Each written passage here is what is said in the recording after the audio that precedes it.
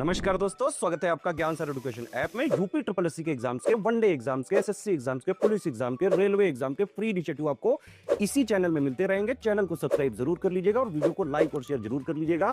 और हमारे ऐप ज्ञान सर एजुकेशन ऐप को गूगल प्ले स्टोर से आप इंस्टॉल जरूर कर लीजिएगा। इसमें सारे वनडे के एग्जाम्स के कोर्सेज आपको मिलेंगे बहुत ही कम दामों में। तो दोस्तों, ज्योग्राफी के एक और वीडियो में आपका स्वागत है। आज अपना next lecture climate and weather of India इससे शुरू होगा। तो बिना देरी के शुरू करते हैं। आइए, इसको आई होप आप सारे लेक्चर को डेली फॉलो कर रहे हैं। तो सबसे पहले वेदर और क्लाइमेट, इसमें अंतर क्या है आप सभी को पता होगा, है ना, कि वेदर जो होता है छोटा फिनोमिना है जो डे टू डे वेदर बदलता रहता है ना। और क्लाइमेट क्या है, क्लाइमेट चेंज जो होता है भाई, जो बहुत ही ज़्यादा सालों में होता है, 100 साल 50 सालों में, है ना। यानी मौसम वायुमंडल की क्षणिक अवस्था है, यानी मोमेंट्री स्टेट है एटमॉस्फेयर की। और वहीं क्लाइमेट की बात करें, जलवायु, इसका तात्पर्य अपेक्षाकृत लंबे समय की मौसमी दशाओं के औसत से होता है। मौसम जल्दी जल्दी बदलता है, जैसे कि दिन में और ये सब, और जलवायु भाई समय लेती है, लगभग 50 साल। मानसून की बात करें अगर, तो इसकी जो शब्द है मानसून शब्द, ये एक अरबिक शब्द है। मानसून कैसा है, अरबिक वर्ड है, मौसीम से बना हुआ है। मानसून किससे बना है, मौसीम से बना हुआ है। और मानसून का अर्थ है एक वर्ष के दौरान वायु की दिशा में ऋतु के अनुसार जो परिवर्तन होता है, ठीक है। फिर मानसून जलवायु में एक रूपता एवं विविधता की बात करें अगर, तो मानसून जो है मानसून पवनों की व्यवस्था भारत और दक्षिण पूर्व एशिया के बीच एकता को बल प्रदान करती है। जैसे दक्षिण में केरल तथा तमिलनाडु की जलवायु उत्तर में उत्तर प्रदेश तथा बिहार की जलवायु से अलग है। आप देखेंगे ना, दक्षिण में की जो जलवायु है उत्तर की जलवायु से अलग है। फिर भी इन सभी राज्यों की जलवायु मानसून प्रकार की है। कैसी है, मानसूनी है। और वहीं भारत की जलवायु में आप देखेंगे अनेक प्रादेशिक भिन्नताएं हैं, जिन्हें पवनों के प्रतिरूप, तापक्रम और वर्षा ऋतुओं की लय तथा आर्द्रता एवं शुष्कता की मात्रा में भिन्नता के रूप में देखा जा सकता है। यानी the climate of India has many regional variation. आप देखेंगे ना, रीजनल वेरिएशन है, कहीं कोस्ट पे बारिश हो रही होगी, कहीं यहाँ डेजर्ट साइड पे देखो नहीं हो रही है ना। बहुत सारे रीजनल वेरिएशन है जो एक्सप्रेस्ड होता है in the pattern of winds, temperature and rainfall, rhythm off season and the degree of वेटनेस and dryness. फिर रीजनल वेरिएशन इन प्रेसिपिटेशन, बारिश में भी आपको वेरिएशन देखने को मिलेगा। जैसे हिमालय में वर्षण जो है मुख्यतः हिमपात के रूप में होता है, जबकि देश के अन्य भागों में जो वर्षण है वो जल की बूंदों के रूप में होता है। इसी प्रकार केवल वर्षण के प्रकार में ही अंतर नहीं है, बल्कि वर्षा की मात्रा में भी अंतर आपको देखने को मिलता है। ऐसे जुलाई या अगस्त में गंगा के डेल्टा तथा उड़ीसा के तटीय भागों में हर तीसरे या पाँचवें दिन प्रचंड तूफान मूसलाधार वर्षा करते हैं, जबकि इन्हीं महीनों में दक्षिण में स्थित तमिलनाडु का कोरमंडल तट शांत और शुष्क रहता है भाई, है ना। तो ये वेरिएशन है। वहीं आप देखेंगे देश के अधिकांश भागों में वर्षा जो है जून और सितंबर के बीच होती है, किंतु तमिलनाडु के जो तटीय क्षेत्र है वहाँ पे वर्षा सर्दियों में होती है ना। यानी most part of the country get rainfall during June September, but on the coastal region या coastal area of Tamil Nadu it rains in the beginning of the winter session. Tamil Nadu में सर्दियों में रेन होती है। इन सभी भिन्नताओं और विविधताओं के बावजूद भारत की जलवायु अपनी लय और विशिष्टता में मानसूनी है ना। मानसून क्लाइमेट है हमारा इंडिया। कैसा है क्लाइमेट इंडिया का, मानसूनल। अब भारत की जो जलवायु है इसको प्रभावित करने वाले कारक कौन कौन से, फैक्टर कौन से, तो सबसे पहले तो लैटीट्यूड। लैटीट्यूड का मतलब आप देखेंगे जैसे इक्वेटर है, ट्रॉपिक ऑफ कैंसर है, ऊपर आर्कटिक सर्कल है। जो जितना ऊपर होता जाएगा ना सन टाइम उतना ज़्यादा होगा, यानी वहाँ ठंडा ज़्यादा होगा, है ना। तो आप देखेंगे कर्क रेखा जो है वो पूर्व पश्चिम दिशा में देश के मध्य भाग से गुजरती है। इसी प्रकार भारत का जो उत्तरी भाग है वो शीतोष्ण कटिबंध में, यानी भाई ट्रॉपिक ऑफ कैंसर बीच से जा रही है, जो ऊपर का भाग है शीतोष्ण कटिबंध में, और कर्क रेखा के दक्षिण में जो भाग है वो उष्ण कटिबंध में पड़ता है ना। और कर्क रेखा से उत्तर में स्थित भाग में भूमध्य रेखा से दूर होने के कारण उच्च दैनिक तथा वार्षिक तापांतर के साथ विषम जलवायु पाई जाती है। यानी कह रहा है जो ट्रॉपिकल जोन है north of tropic of cancer, ये इक्वेटर से दूर है भाई, है ना। इक्वेटर से क्या है, दूर है north of tropic of cancer, इसलिए यहाँ पे क्या देखने को मिलता है, high daily annual rain temperature देखने को मिलता है, क्योंकि इक्वेटर से दूर होने के कारण। तो एक तो हो गया लैटीट्यूड। दूसरा है हिमालय माउंटेन। आप देख रहे हो ना, अगर हिमालय माउंटेन ना होता तो पूरा नॉर्थ इंडिया जो है वो बर्फ़ की तरह ढक जाता, सारी साइबेरियन हवा यहाँ आ जाती। यानी उत्तर में ऊंचा हिमालय अपने सभी विस्तारों के साथ एक प्रभावी जलवायु विभाजक की भूमिका निभाता है। यह ऊंची पर्वत श्रृंखला उपमहाद्वीप को उत्तरी पवनों से अभेद सुरक्षा प्रदान करती हैं। जमा देने वाली ये ठंडी पवनें उत्तरी ध्रुव रेखा के निकट पैदा होती हैं और मध्य तथा पूर्वी एशिया में आर पार बहती हैं। हिमालय हमें इन पवनों से बचाता है भाई।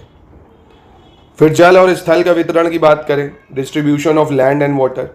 भारत के दक्षिण में आप देखेंगे 3 और हिंद महासागर मतलब 3 ओर समुद्र से घिरा है ना, हिंद महासागर है ना, यहाँ पे क्या है, हिंद महासागर है, यहाँ पे बे ऑफ बंगाल, अरेबियन सी, 3 ओर से घिरा हुआ है। स्थल की अपेक्षा जल देर से गर्म होता है, ये चीज़ याद रखो। जल जो है देर से गर्म होगा और देर से ही ठंडा होता है, क्योंकि इसकी स्पेसिफिक एक कैपेसिटी कम होती है। तो जल देर से गर्म होगा और देर से ही ठंडा होता है।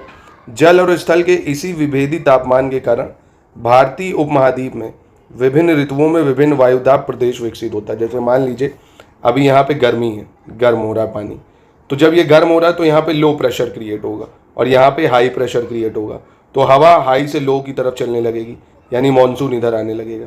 ऐसे ही जब यहाँ हाई प्रेशर क्रिएट होगा, यहाँ लो प्रेशर, तो हवा ऐसे चलने लगेगी, है ना। तो सब प्रेशर डिफरेंस की वजह से चलता है। तभी आप केदारनाथ देखोगे ना, प्रेशर डिफरेंस इतना ज़्यादा है नीचे ऊपर में, तो तुरंत बारिश को होने लगेगा और तुरंत धूप आ जाए, ये सब, है ना। तो वायु दाब में भिन्नता मानसून पवनों के उत्क्रमण का कारण बनती है। तीसरा कारण है डिस्टेंस फ्रॉम द सी। देखिए, लंबी तट रेखा के कारण भारत का जो विस्तृत तटीय प्रदेश है, यानी कोस्टल स्टेट्स जितने हैं, वहाँ समकारी जलवायु पाई जाती है, यानी इक्वेबल क्लाइमेट पाया जाता है, लगभग सेम ही है वो सब। और भारत के अंदरूनी भाग की बात करें तो समुद्र के समकारी प्रभाव से वंचित रह जाते हैं। अब जैसे जो अंदर है, जैसे तेलंगाना है, उसका क्लाइमेट अलग होगा, आंध्र प्रदेश का अलग होगा, समुद्र के तट के किनारे होने के कारण, है ना। ऐसे क्षेत्र में विषम जलवायु पाई जाती है। यही कारण है मुंबई तथा कोंकण तट के निवासी तापमान की विषमता और ऋतु परिवर्तन का अनुभव नहीं कर पाते हैं। दूसरी ओर समुद्र तट से दूर देश के आंतरिक भागों में स्थित जैसे दिल्ली, कानपुर, अमृतसर में मौसमी परिवर्तन पूरे जीवन को प्रभावित करते हैं। भाई यहाँ देखो कितनी गर्मी है। कोस्टल रीजन में आप मुंबई में देखोगे ना, एनुअल रेंज ही ज़्यादा नहीं टेम्परेचर की, तो वहाँ आप 12 मासी एक तरह से जैकेट पहन सकते हो, क्योंकि क्लाइमेट माइल्ड रहता है, 20 से 25 डिग्री पूरे साल ही रहेगा। कामिंग इफेक्ट ऑफ सी बोलते हैं, क्योंकि समुद्र क्या होता है, रात में भैया दिन भर गर्म हुआ है ना, तो रात में क्या होगा, सी ब्रीज चलेंगी, दिन में लैंड ब्रीज चलेंगी, तो ये ठंडा गर्म करता रहता है तट, ठीक है। और एल्टीट्यूड, समुद्र तल से ऊंचाई, आप देखो ना पहाड़ों पे अगर आप जाएंगे तो आपको ठंडी लगेगी। क्यों? क्योंकि काफ़ी हाइट पे आप जा रहे हो, हाइट पे जाने पे टेम्परेचर कम होता रहेगा, यानी ऊंचाई के साथ तापमान घटता है और विरल वायु के कारण पर्वतीय प्रदेश जितने हैं वो मैदानों की तुलना में अधिक ठंडे हो जाते हैं, है ना, इसी कारण वजह से। उच्चावच यानी रिलीफ की बात करें, भारत का भौतिक स्वरूप अथवा उच्चावच तापमान, वायुदाब, पवनों की गति एवं दिशा तथा ढाल की मात्रा और वितरण को प्रभावित करते हैं ये सब। तभी जून और जुलाई के बीच पश्चिमी घाट तथा असम के पवनाभिमुख ढाल अधिक वर्षा प्राप्त करते हैं ना। तो ये सब चीज़ें हैं जो इम्पैक्ट डालती हैं भारत के क्लाइमेट को। अब इससे देखिए स्टेटमेंट वाले सवाल बहुत बनते हैं, इसलिए इसको पढ़िए जरूर। ऑनसेट ऑफ मानसून की बात करें, अब भारत में आप देखेंगे अप्रैल और मई के महीने में सूर्य कर्क रेखा पर लंबवत चमकता है तो बहुत ज़्यादा गर्मी होती है, और हिंद महासागर के उत्तर में स्थित विशाल भूखंड अत्यधिक गर्म हो जाता है। अब भाई इंडिया है, जैसे ये इंडियन ओशियन है, तो ये बहुत गर्म होगा। अब गर्म होगा तो यहाँ लो प्रेशर क्रिएट होगा और समुद्र में हाई प्रेशर क्रिएट होगा, तो हाई टू लो हवा चलना चालू हो जाएंगी जुलाई से, है ना। तो इसी के परिणाम स्वरूप उपमहाद्वीप के उत्तर पश्चिम भाग पर एक गहन न्यून दाब विकसित होता है। अब यही न्यून दाब जो है यहाँ से high to low pressure create करता है, है ना। तो यही निम्न वायुदाब केंद्र विषुवत रेखा के उस पार से दक्षिण पूर्व सन्मार्गी पवनों को आकर्षित कर लेता है और इन दशाओं में उष्णकटिबंधीय अभिसर क्षेत्र उत्तर की ओर स्थानांतरित हो जाता है। तो आसान शब्दों में कहें अगर, जो ITCZ है, इंटर ट्रॉपिकल कन्वर्जेंस जोन, अब भारत गर्मी पड़ रही है यहाँ, तो लैंड ज़्यादा गर्म हो रहा है, तो यहाँ लो प्रेशर क्रिएट होगा, और इंडियन ओशन में हाई प्रेशर, तो हाई टू लो कोई चीज़ चलने लग जाती है, तो इसलिए जुलाई में मानसून यहाँ आ जाता है। तो the shift of position of ITCZ, अब ITCZ शिफ्ट क्यों होगा? क्योंकि इस पर जैसे ही गर्म हवाएं पड़ेंगी तो ये नीचे की तरफ शिफ्ट हो जाएगा। तो also related to the phenomena of withdraw of westerly jet stream from its position over the north Indian plain to south of Himalaya. The easterly jet stream sets along 15 degree north latitude only after the western jet stream. तो कहने का मतलब है कि जैसे ही गर्म होगा ये, तो ये ITCZ नीचे आ जाएगा, हाई प्रेशर ऊपर आ जाता है, ठीक है। और भारत में मानसून प्रवेश करता है, तभी आप देखेंगे केरल तट पर 1 जून को पहुंचता है, और शीघ्र ही 10 से 13 जून के बीच आर्द्र पवनें मुंबई और कोलकाता तक पहुंच जाती है, और मध्य जुलाई तक संपूर्ण उपमहाद्वीप दक्षिण पश्चिमी मानसून में प्रभावित हो जाती है वर्षा। फिर ब्रेक इन मानसून क्या होता है भाई, मानसून में विच्छेद। तो दक्षिण पश्चिम मानसून काल में एक बार कुछ दिनों तक वर्षा होने के बाद यदि 1 या 2 या कई सप्ताह तक वर्षा ना हो तो इसे मानसून विच्छेद कहते हैं ना, ब्रेक मानसून, यानी बारिश रुक जाएगा। बरसात के मौसम के दौरान ये सूखापन का आम होता है, और अलग अलग क्षेत्रों में ये विच्छेद अलग अलग कारणों से देखने को मिलता भी है। फिर सीजन की बात करें भैया, तो the climatic condition of India can be best be describe in terms of annual cycle off season. तो आप देखते हो ना, हमारे यहाँ 4 सीजन चलते हैं, सर्दी, गर्मी, बरसात, है ना।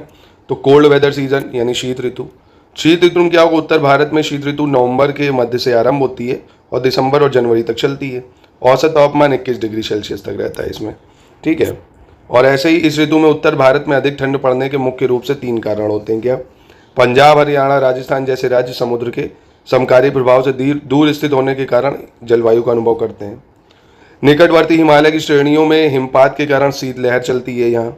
और फरवरी के आसपास कैस्पियन सागर और तुर्कमेनिस्तान की ठंडी पवनें उत्तरी सागर और तुर्कमेनिस्तान की ठंडी पवनें उत्तर भारत में भी प्रवेश कर जाती हैं। इसलिए प्रायद्वीपीय भारत की बात करें अगर, प्रायद्वीपीय भारत में कोई निश्चित शीत ऋतु नहीं होती है। तटीय भागों में भी समुद्र के समकारी प्रभाव तथा भूमध्य रेखा की निकटता के कारण ऋतु के अनुसार तापमान के वितरण परिवर्तन में बदलाव होता रहता है। अब वर्षा ऋतु, ये सब आपको पता ही है कब वर्षा ऋतु आती है। अब ये याद रख लो, some famous local storm of hot weather season, यानी ग्रीष्म ऋतु में आने वाली कुछ प्रसिद्ध स्थानीय तूफान जैसे आम्र वर्षा।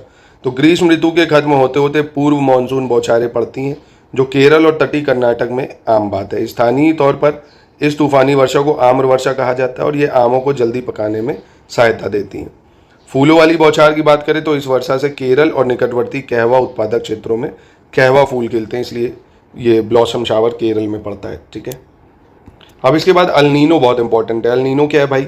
अल Niño is a complex weather system that appears once every 3 to 7 years, यानी जटिल मौसम तंत्र है जो हर 5 या 10 साल बाद प्रकट होता है। इसी के कारण संसार के विभिन्न भागों में सूखा, बाढ़ और मौसम की चरम अवस्थाएं आती हैं। तो सूखा, बाढ़ वगैरह इसी के कारण आती हैं। इस तंत्र में महासागरीय और वायुमंडलीय परिघटनाएं शामिल हैं। सबसे पहले ये आता कहाँ है? In the eastern Pacific Ocean it appears as a warm ocean current near the coast of Peru. ये लाइन जरूर याद रखो, स्टेटमेंट में पूछ सकता है। पूर्वी प्रशांत महासागर में पेरू के तट के निकट, कहाँ? पूर्वी प्रशांत महासागर में पेरू के तट के निकट उष्ण समुद्री धारा के रूप में प्रकट होता है, यानी वार्म ओशियन करंट है। अल नीनो कैसा है? Warm ocean current. इससे भारत सहित अनेक स्थानों का मौसम प्रभावित होता है। भारत सहित अनेक स्थानों का मौसम प्रभावित होता है। अल नीनो का शाब्दिक अर्थ है बालक ईशा। क्या है? बालक ईशा या चाइल्ड क्राइस्ट। क्योंकि यह धारा दिसंबर के महीने में क्रिसमस के आसपास नजर आती है, इसलिए इसका नाम बालक ईशा। अल नीनो का नाम बालक ईशा क्यों है? दिसंबर महीने में नजर आती इसलिए। पेरू में दिसंबर में जो है वो गर्मी का महीना होता है। पेरू में दिसंबर गर्मी का महीना होता है और यहाँ सर्दी का महीना होता है। भारत में मानसून की लंबी अवधि के पूर्वानुमान के लिए अल नीनो का उपयोग होता है। इसी के कारण देश के अधिकतर भागों में मानसून के आगमन में देरी होती है। अगर अल नीनो आया है तो arrival of monsoon is delay, देर हो जाएगी। क्यों? सूखा पड़ने लगता है। महत्वपूर्ण कुछ तथ्य देख लेते हैं। खासी पहाड़ी के दक्षिणी श्रृंखलाओं में स्थित मौसनराम विश्व में सबसे अधिक औसत वर्षा होता है मौसनराम में। गंगा की घाटी में पूर्व से पश्चिम की ओर वर्षा की मात्रा घटती है। गंगा की घाटी में कहाँ से कह रहा है? ईस्ट टू वेस्ट की तरफ, पूरब से पश्चिम की चलने पर वर्षा की मात्रा घटती है। भारत में लेह सबसे कम वर्षा वाला स्थान है, 9.20 सेंटीमीटर। और ग्रीष्म ऋतु में भारत में उच्च तापमान के कारण उच्च भारत में निम्न दाब की स्थिति बनती है, जिस कारण दक्षिण पश्चिमी मानसून भारत में आता है। और भारत में राजस्थान के मरुस्थलीय क्षेत्रों में सर्वाधिक दैनिक तापांतर होता है। क्षोभ मंडल में ऊंचाई बढ़ने के साथ ही तापमान में गिरावट आती जाती है ना। जैसे जैसे हाइट बढ़ती है ट्रोपोस्फेयर में टेम्परेचर क्या होता है? डिक्रीज होता जाता है। तो आज का थोड़ा टेक्निकल था, इसलिए लेक्चर में छोटा ही रख रहा हूँ, है ना। थोड़ा सा इसको और ध्यान से पढ़िए, क्योंकि इससे स्टेटमेंट बेस्ड सवाल पूछे जाने के चांसेस काफ़ी ज़्यादा हैं। अब नेक्स्ट वीडियो हमारा शुरू होगा भारत की मृदाओं से, सॉइल्स ऑफ इंडिया से, जिसको हम लोग कल करेंगे। अब ठीक है, आज मैं छोटा लेक्चर कर रहा हूँ, तो आज आपके लिए एक बेनिफिट भी है। आज के लेक्चर को मिला के पीछे के जितने लेक्चर हो चुके हैं, 4 या 5 हो चुके हैं, 5 या 6 हो गए, तो उनको कंबाइन करके आज रिवीजन कर लीजिए एक बार पूरा, है ना। रिवीजन बहुत ज़रूरी है। आज पूरे को क्या करिए, प्लेलिस्ट को फॉलो करके 1.5 स्पीड में लगा के पूरा रिवीजन कर डालिए, इतना ज़रूर कर लीजिए।